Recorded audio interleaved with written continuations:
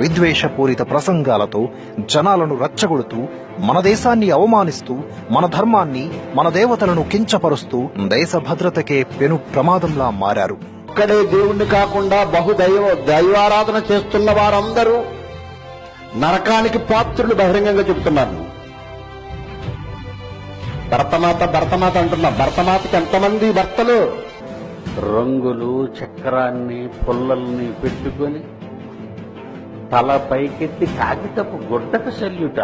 అదొక కాగితం లేదా అదొక గుడ్డ ముక్క. అది జాతీయ పతాకమా?